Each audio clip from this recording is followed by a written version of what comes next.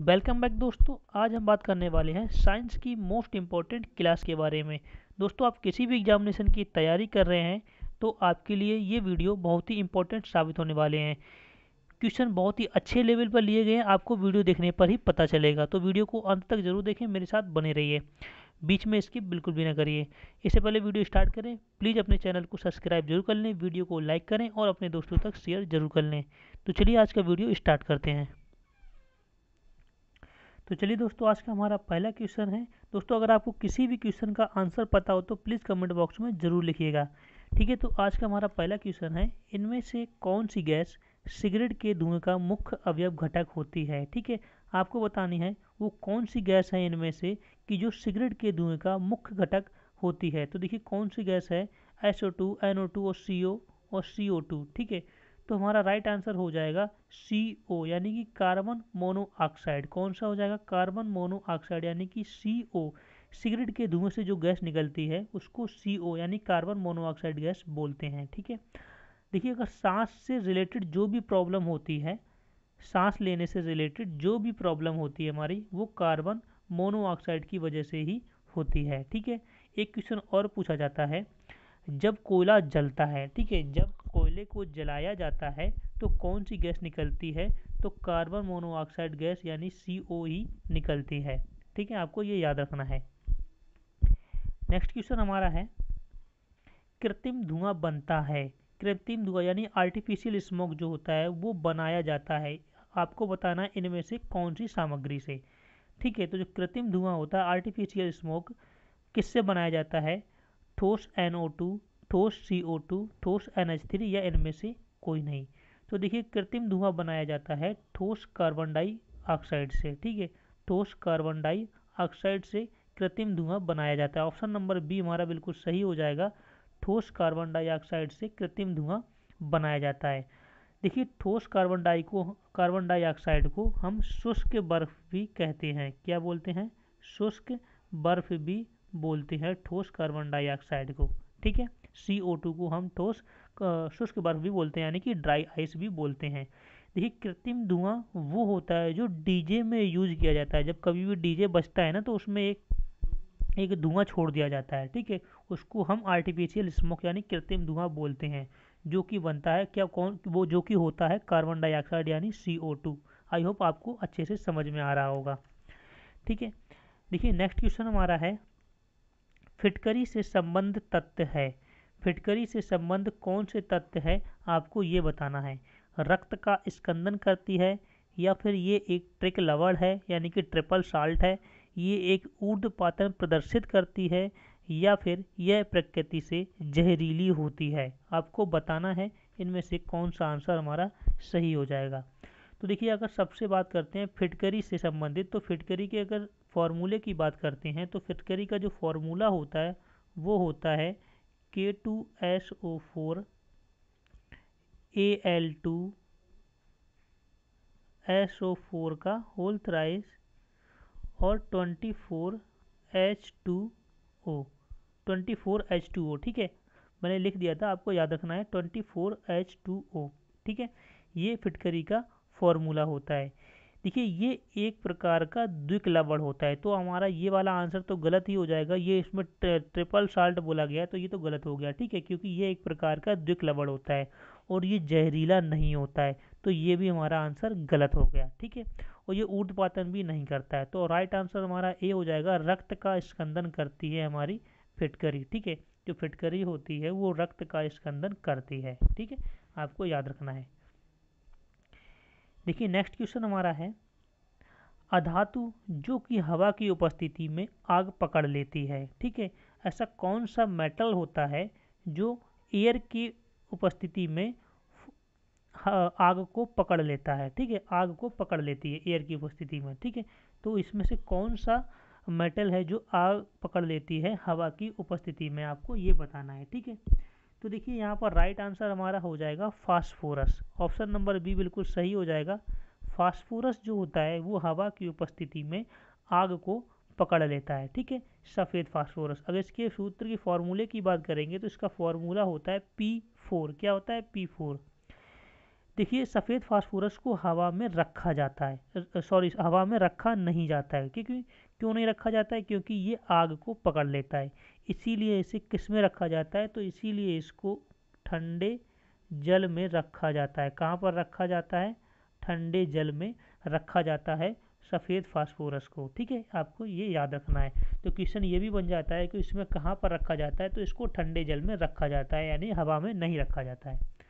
ठीक है, देखिए नेक्स्ट क्वेश्चन हमारा है, इनमें से किसका प्रयोग रेडियोधर्मी किरणों को अवशोषित करने में होगा? ठीक है, इनमें से किसका प्रयोग रेडियोधर्मी किरणों को अवशोषित करने में होगा? देखिए ये इंपॉर्टेंट क्वेश्चन है, आपको इसमें पता होना चाहिए कि रेडियोधर्मी किरणों को अवशोषित करने में किसका प्रयोग हो जाता है। तो लेड के डिब्बों में इसे बंद करके रखा जाता है। ठीक है, किसके डिब्बे में? लेड के डिब्बे में। तो राइट आंसर हमारा हो जाएगा पीबी, यानी कि सीसा। ठीक है, लेड के डिब्बे में इसे बंद करके रखा जाता है। एक क्वेश्चन और भी बन जाता है कि प्याज के अंदर भी रेडियोधर्मी किरणें अवशोषित करने की क्षमता होती है। किसके अंदर? ऑनियन के अंदर, यानी कि प्याज के अंदर भी रेडियोधर्मी किरणों को अवशोषित करने की क्षमता होती है। जितने भी मैं अच्छे अलग से क्वेश्चन बताते जा रहा हूँ, प्लीज़ आप नोट करते जाइएगा, क्योंकि ये एग्जाम में आए हुए सारे के सारे क्वेश्चन हैं जो मैं आपको बता रहा हूँ। ठीक है, देखिए नेक्स्ट क्वेश्चन हमारा है, ऑक्टेन में हाइड्रोजन परमाणु की संख्या बताना है हमें, कि ऑक्टेन में हाइड्रोजन परमाणु की संख्या कितनी होती है ये बताना है। तो देखिए ऑक्टेन का मतलब होता है 8, यानी कि इसमें परमाणु क्रमांक का पूछा है, परमाणु की संख्या पूछी है, तो परमाणु की संख्या हो जाएगी 18, यानी कि आंसर हमारा हो जाएगा बी। ऑप्शन नंबर बी बिल्कुल सही हो जाएगा। ऑक्टेन की बात करेंगे तो ऑक्टेन में हाइड्रोजन परमाणु की संख्या क्या हो जाएगी? 18 हो जाएगी। ठीक है, नेक्स्ट क्वेश्चन हमारा है, ऑयल ऑफ विट्रियोल। ठीक है, ऑयल ऑफ विट्रियोल इनमें से किसका दूसरा नाम है? ऑयल ऑफ विट्रियोल इनमें से किसका दूसरा नाम है, ये आपको बताना है। इनमें से ऑयल ऑफ विट्रियोल किसका नाम है, यानी कि दूसरा किसका नाम है? तो ये है H2SO4, यानी कि सल्फ्यूरिक एसिड। ठीक है, सल्फ्यूरिक एसिड का जो दूसरा नाम है वो है ऑयल ऑफ विट्रियोल।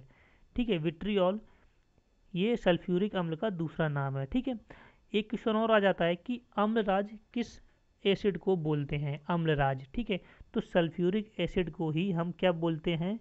अम्लराज बोलते हैं। ठीक है, अम्लराज बोलते हैं सल्फ्यूरिक एसिड को। ठीक है, देखिए नेक्स्ट क्वेश्चन हमारा है, अम्ल जिसका प्रयोग विस्फोटक बनाने में होता है, यानी कि जो भी विस्फोटक पदार्थ बनाए जाते हैं इनमें से कौन सा अम्ल होगा जिसका प्रयोग किया जाता है?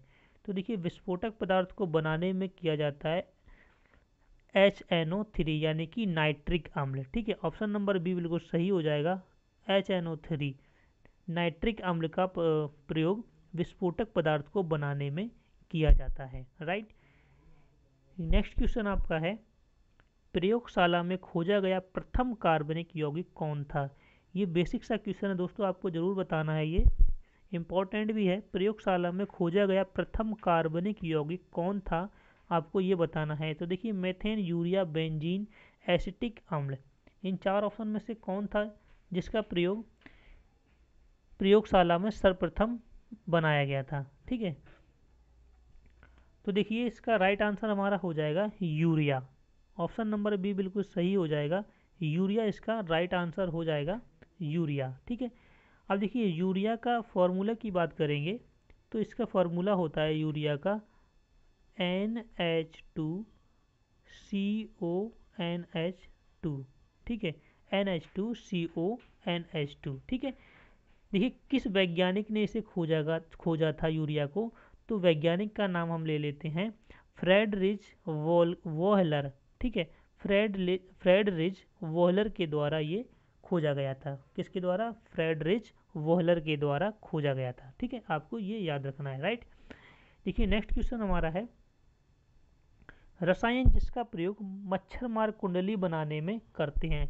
आप अपने घरों में फास्ट कार्ड वगैरह या फिर मच्छर मारने के लिए जो भी जलाते हैं मोर्टीन वगैरह, उसमें क्या मिला होता है इनमें से, वो आपको बताना है, जिसके धुएं से मच्छर वगैरह जो मर जाते हैं या फिर भाग जाते हैं। ठीक है, तो देखिए एंथ्रासीन, पोटेशियम साइनाइड, और जिंक फास्फोरस या इनमें से कोई नहीं। ठीक है, तो मच्छर मार कुंडली यानी कि जो फास्ट कार्ड वगैरह आप जलाते हैं मच्छरों के मारने के लिए, उसमें क्या मिला मिला रहता है ये आपको बताना है, यानी किससे मिल करके वो बनता है, क्योंकि जो धुआं जो होता है उसी से तो मच्छर भागते हैं ना। तो ये मिला होता है एंथ्रासीन। ऑप्शन नंबर ए हमारा बिल्कुल सही हो जाएगा, एंथ्रासीन। ठीक है, जो एंथ्रासीन का जो धुआं होता है उसी की वजह से मच्छर भाग जाते हैं। ठीक है, देखिए नेक्स्ट क्वेश्चन हमारा है, रसायन जिसका प्रयोग लकड़ी के फर्नीचर पर प्राइमर के रूप में किया जाता है। ठीक है, जो लकड़ी का जो फर्नीचर जैसे बनाया जाता है सबसे पहले, तो उसमें जो पेंट पोता जाता है तो उसको हम प्राइमर बोलते हैं, जब सबसे पहला पेंट पोता जाता है तो प्राइमर के रूप में किया जाता है। तो प्राइमर इसमें से क्या है ये आपको बताना है। ठीक है, प्राइमर के रूप में प्रयोग किया जाता है, क्या है, zinc oxide, zinc chloride, zinc phosphide या इनमें से कोई नहीं। तो देखिए जब स्टार्टिंग में लकड़ी का जो फर्नीचर बनता है उसमें जो प्राइमर यूज किया जाता है तो वो बनता है जिंक ऑक्साइड का। ऑप्शन नंबर ए बिल्कुल सही हो जाएगा, जिंक ऑक्साइड का। ठीक है, देखिए ये पोता क्यों जाता है, ठीक है, यानी कि इसका यूज क्यों किया जाता है, तो ये जिंक ऑक्साइड जो होता है ये दीमक रोधी लैब के रूप में जाना जाता है, जिससे दीमक वगैरह नहीं लग पाती है यानी फर्नीचर में। ठीक है, तो दीमक रोधी लैब भी इसे बोल देंगे जिंक ऑक्साइड को, यह बात आपको याद रखनी है। देखिए नेक्स्ट क्वेश्चन हमारा है, इनमें से किसे सौंदर्य प्रसाधन सामग्री बनाने में प्रयोग किया जाता है। ठीक है, जो सौंदर्य प्रसाधन सामग्री होती हैं स्त्रियों के लिए वो प्रयोग किया जाता है, कौन सा किया जाता है, ZNO, ZnCl2 और ZNS या फिर नन ऑफ दीज। तो देखिए सौंदर्य प्रसाधन सामग्री बनाने में प्रयोग किया जाता है ZNO यानी कि zinc oxide. Option number A बिल्कुल सही हो जाएगा, जो भी स्त्रियों की सौंदर्य प्रसाधन सामग्री होती है उसमें ZNO यानी जिंक ऑक्साइड का प्रयोग किया जाता है। ठीक है, इसको फिलोसफर वूल के नाम से भी जाना जाता है, किसके नाम से जाना जाता है, फिलोसफर वूल के नाम से भी जाना जाता है। अगर हिंदी में बात करेंगे तो यशद पुष्प। ठीक है, फिलोसफर वूल को हिंदी में क्या बोलेंगे, यशद पुष्प। ये आपको याद रखना है, आप लिखते जाइएगा, नोट कर लीजिएगा। नेक्स्ट क्वेश्चन हमारा है, सभी रेडियोधर्मी तत्वों के किसके डिब्बों में रखा जाता है, सभी रेडियोधर्मी तत्वों को किसके डिब्बों में रखा जाता है। इससे पहले अभी मैंने 2 मिनट पहले इसी के बारे में बात की थी, जो भी रेडियोधर्मी तत्व होते हैं वो किस डिब्बे में रखे जाते हैं, तो आपको पता होना चाहिए लेड यानी कि सीसा यानी PB। ठीक है, PB PB के डिब्बों में यानी कि शीशे के डिब्बे में रखा जाता है सभी रेडियोधर्मी तत्वों को। नेक्स्ट क्वेश्चन हमारा है, डेटॉल किस से संबंधित है। ठीक है, जो डेटॉल है वो किस से संबंधित है ये आपको बताना है। तो देखिए डेटॉल संबंधित है हमारा, देखिए एक क्वेश्चन और आए पेपर में डेटॉल लिख के नहीं आएगा। ठीक है, क्वेश्चन जब आपसे पूछा जाएगा डेटॉल तो एग्जाम में डेटॉल लिख के नहीं आएगा, डेटॉल की जगह लिखा रहेगा एंटीसेप्टिक लिक्विड। ठीक है, क्या लिखा रहेगा, एंटीसेप्टिक लिक्विड लिखा रहेगा डेटॉल की जगह। ठीक है, तो अब आपको बताना है एंटीसेप्टिक लिक्विड से संबंधित है कौन सा है, तो वो है क्लोरोजाइलेनॉल। क्या है, ऑप्शन नंबर सी हमारा बिल्कुल सही हो जाएगा, क्लोरोजाइलेनॉल। ठीक है, क्लोरोजाइलेनॉल एंटीसेप्टिक लिक्विड के लिए संबंधित है, उससे संबंधित है। ठीक है, देखिए नेक्स्ट क्वेश्चन हमारा है, परमाणु बम की खोज किससे संबंधित है, यानी कि परमाणु बम की डिस्कवरी जो है किसने की थी आपको बताना है। तो देखिए परमाणु बम की जो डिस्कवरी थी वो की थी रॉबर्ट ओपेनहेमर ने की थी। ठीक है, किसने की थी, रॉबर्ट ओपेनहेमर ने की थी परमाणु बम की खोज। इन्होंने 1945 में परमाणु बम बनाया था। कब बनाया था, 1945 में परमाणु बम बनाया था, जिसका नाम रखा गया था लिटिल बॉय। ठीक है, आपने नाम सुना होगा इसका, लिटिल बॉय के नाम पर रखा गया था और इसी को प्रयोग किया गया था हिरोशिमा पर। कब किया गया था, हिरोशिमा पर किया गया था। ठीक है, इसका प्रयोग जिसमें कम से कम 3.25 लाख लोगों की जान गई थी। ठीक है, जब ये प्रयोग किया गया था। एक क्वेश्चन और पूछा जाता है कि इसमें कौन सा ईंधन प्रयोग होता है परमाणु बम में, तो ये ईंधन जो प्रयोग होता है वो होता है यूरेनियम 235। ठीक है, यूरेनियम 235 ईंधन प्रयोग किया जाता है परमाणु बम में। इतनी बात आपको याद रखना है, ठीक है। नेक्स्ट क्वेश्चन हमारा है, डायनामाइट की खोज किसने की थी, आपको बताना है। डायनामाइट की डिस्कवरी किसने की थी, तो डायनामाइट की खोज की थी अल्फ्रेड नोबेल ने, ठीक है। ऑप्शन नंबर बी बिल्कुल सी सही हो जाएगा।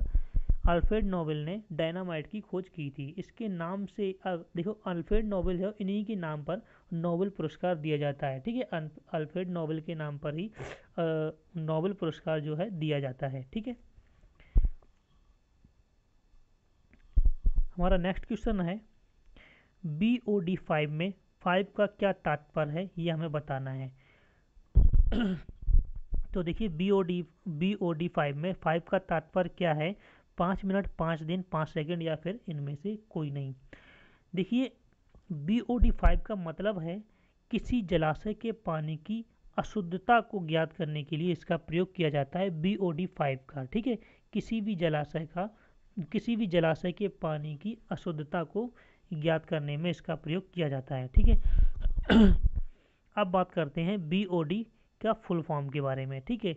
तो इसका फुल फॉर्म होता है बायोलॉजिकल ऑक्सीजन डिमांड, ठीक है। क्या होता है, biological oxygen demand, biological oxygen और डिमांड, इसका जो फुल फॉर्म होता है ये बायोलॉजिकल ऑक्सीजन डिमांड होता है, जिससे जैव रासायनिक ऑक्सीजन के नाम से जाना जाता है, ठीक है। जैव रासायनिक ऑक्सीजन मांग के नाम से जाना जाता है, जिसमें 5 का मतलब होता है 5 डेज। क्या होता है, 5 डेज, जिसमें 5 का मतलब होता है 5 डेज। आई होप आपको इतनी सारी चीज़ें समझ में आई जरूर होंगी, ठीक है। तो देखिए नेक्स्ट क्वेश्चन हमारा है, इनमें से किसे इमारतों पर प्रयुक्त तड़ित चालक छड़ बनाने में प्रयोग किया जाता है। देखिए जो लंबी लंबी बड़ी बड़ी इमारतें होती हैं, वहाँ पर एक लोहे की छड़ लगा दी जाती है, जिससे कि जो बिजली होती है, आसमानी बिजली, वो गिरेगी अगर तो लोहे की छड़ में गिर जाएगी और उसके सारे ज़मीन पर निकल जाएगी, ठीक है।